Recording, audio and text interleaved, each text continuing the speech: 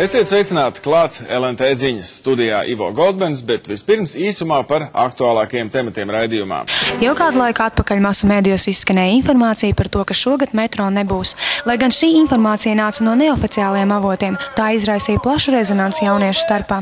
Uz dažādos interneta portālos uzdotajiem jautājumiem netika saņemtas atbildes, jo metro komanda atteicās no plašākiem komentāriem.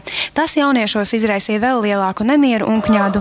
Neredzēdami citu izeju, kā jau latviešiem pierasts, viņi sarīkoja nesankcionētu piketu. Pikets iesākās mierīgi, jaunieši nebija naidīgi noskaņot, tomēr viņu sejās bija redzama neizpratne par notiekošo. Pikets ieilga uz vairākām dienām.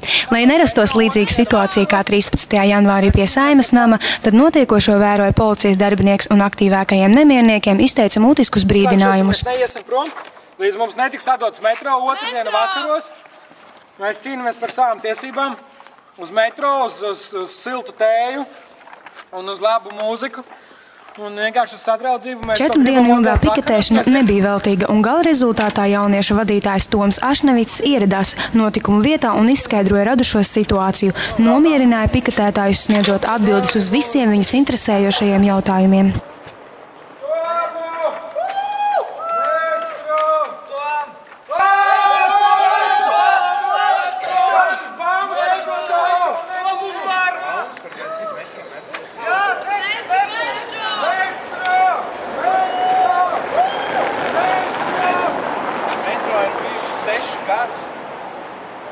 Būs arī 7.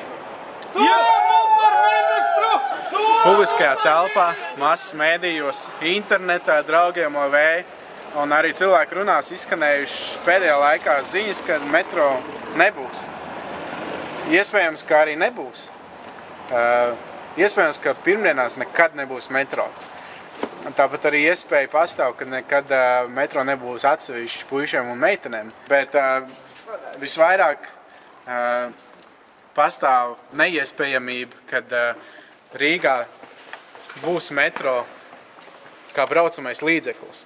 Rubiks reiz gribēja uzbūvēt Rīgā metro, bet nekas nesanāca. Un es domāju, ka tuvāko 10 gadu laikā arī nesanāks.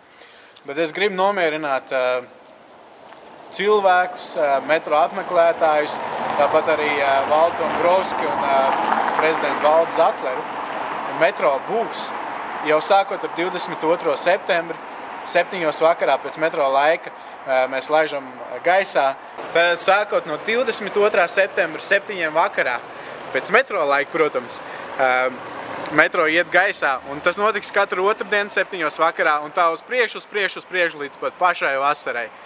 Man ļoti patīk plakāts, ko uztaisīja kādi cilvēki. Es nezinu, kurš šo plakātu turēja, bet metro būs.